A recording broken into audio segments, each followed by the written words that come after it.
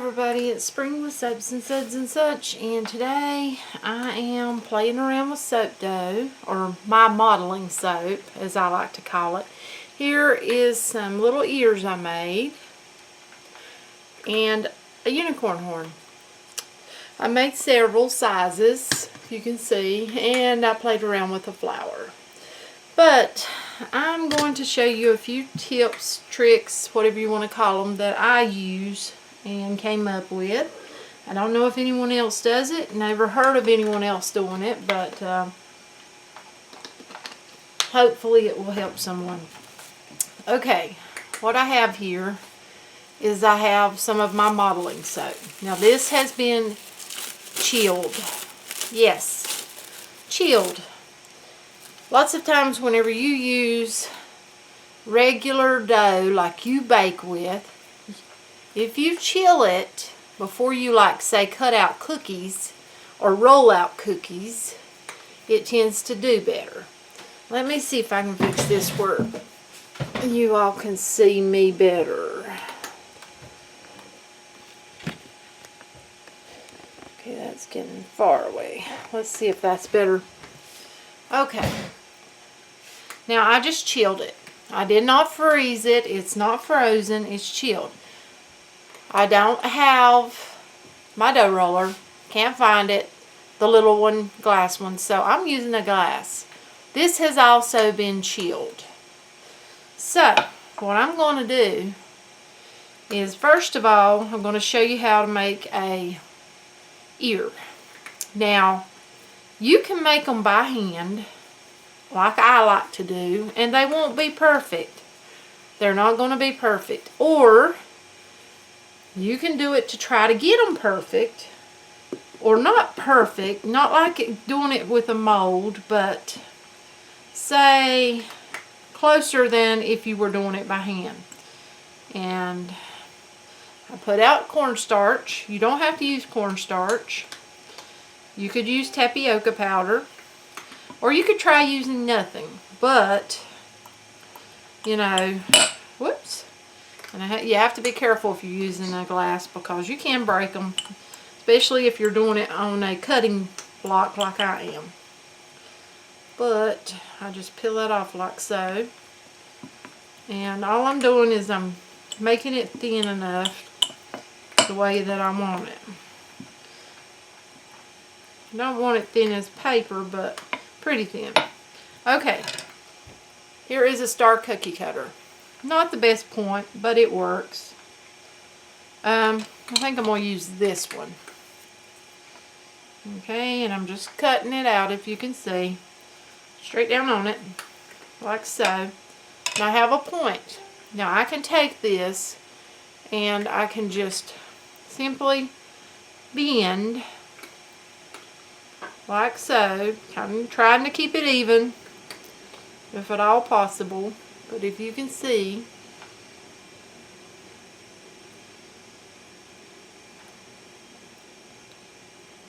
I now have an ear.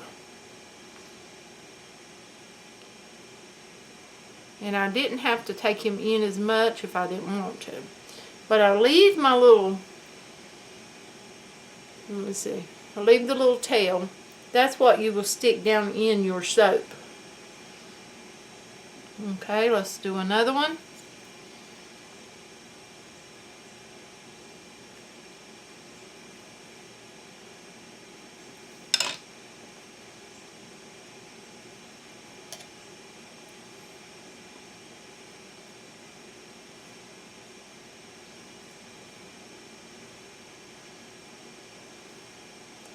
Simply bend into shape my ear.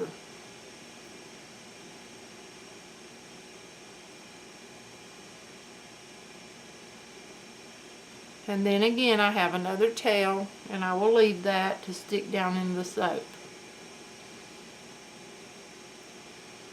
They are close.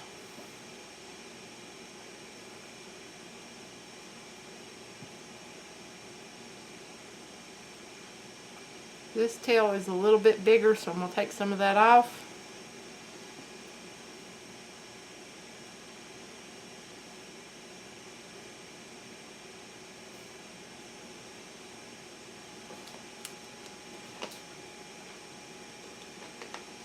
Okay, now, you see this is chilled. You see how it works. It kind of works better, in my opinion, whenever it's chilled. Kind of like I said, baking dough.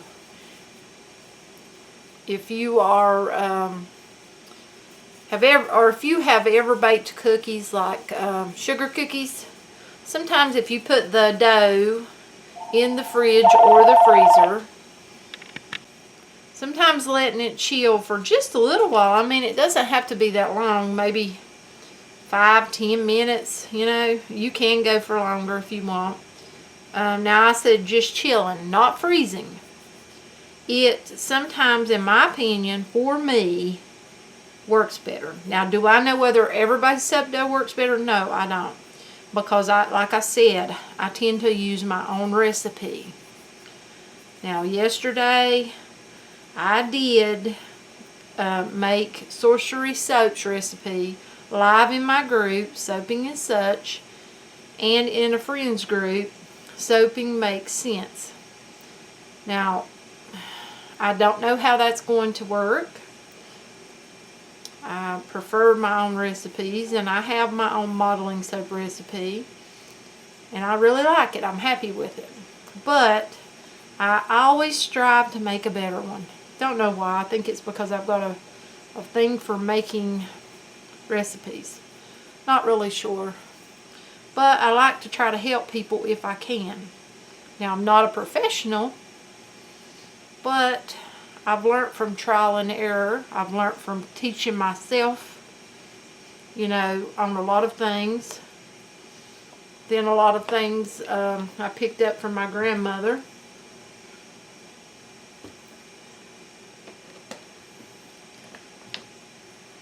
And we had soap making in the family before I was ever thought of.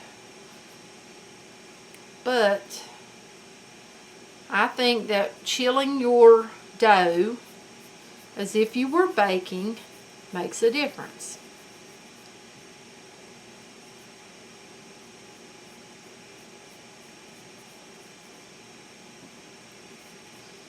And to me, I feel like you can make whatever ears you want to. You know, you could make, say, cat ears. People are hung up on the unicorns. So, just like with the mermaid tails, they're hung up on them and they really like them, so why not do some and show people how to do them with soap dough or modeling soap. Same thing, just mine is my own recipe.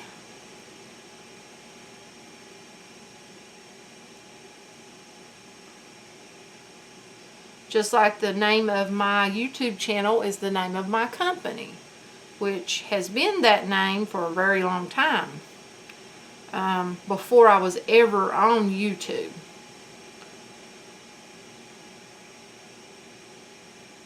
And I know other people have the soaping in their name, or such, or Suds and Such. I know A&N's Suds and Such, I think, Be Scented. She's got that in her name. But I've had that in my name. That's been my name. The name of my YouTube channel has been my name for a very long time, my company. There's a horn. Now, if you lay these two out, you will see how they will look in a soap. Really cute. But I hope that little trick, little tip there, one of my little tricks will help somebody. Maybe. I guess we will see. And I like to, if I use somebody's recipe, I like to be sure and tell that. Or if I get something from somebody, you know, by just them telling me how to do something or something like that, I like to tell that.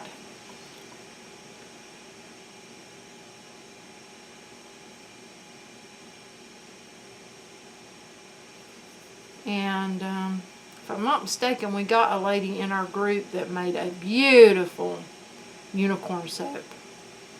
Absolutely gorgeous. I can't remember her name.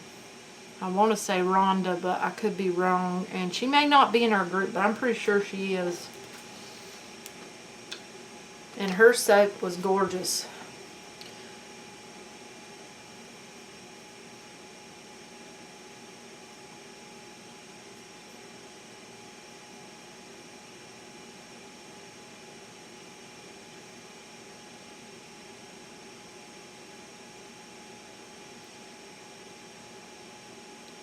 There are different ways of this. You can do this. I mean, you can do it like I'm doing it right now, where I'm just folding it and twisting till I get it the way that I want it. And I'll show you the other way. I showed it in my Facebook group whenever I went live doing the soap dough, making the soap dough. It was Sorcery Soap's recipe. I did that yesterday. But there's another little horn. Okay, or you can, let's see if this is going to work. I've got the end really skinny there, so I'm going to take it off. But I can pinch that in half like so. I can hook these two together like so, and then I can just twist. And that too will form a horn. Kind of like doing a candy cane. I think of a candy cane, and you can do candy canes with this. Red and white, purple and white, whatever color you want to. At Christmas you can do your candy canes, and simply all you're doing is folding it down like so. But there is another little tiny horn, if you can see. And these have to cure. They have to cure just like normal CP soap. And once they cure, they will be hard. Just like my bars of soap get hard. Now, when you're doing, like, say, the ears, you can do all sizes. I have all sizes of these stars. But now me, I tend to like to just do mine by hand. That's my main method for this, and you can put a little cornstarch on your hands like so, and then go with it. Now you may think, oh no, that cornstarch shows up on my soap dough. Yes, it does. But if you take some 91% alcohol, you can wet that down, and more than likely it's not going to show up.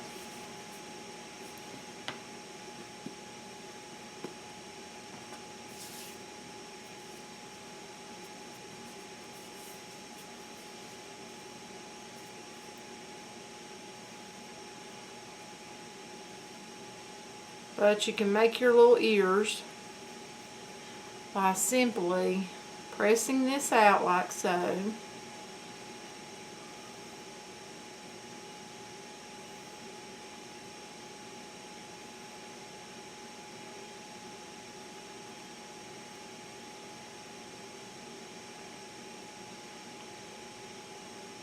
And you know, people say, oh, it's easy for you to do. What's easy for anyone to do? You just got to play with it. I know everybody doesn't like to play with, like, modeling clay or Play-Doh. But if you do, then you could do it. And you could do it even if you don't like playing with it. Just sit down and play with it anyhow. I mean, it really, it's kind of like stress relief. Like messing with one of those stress balls or something.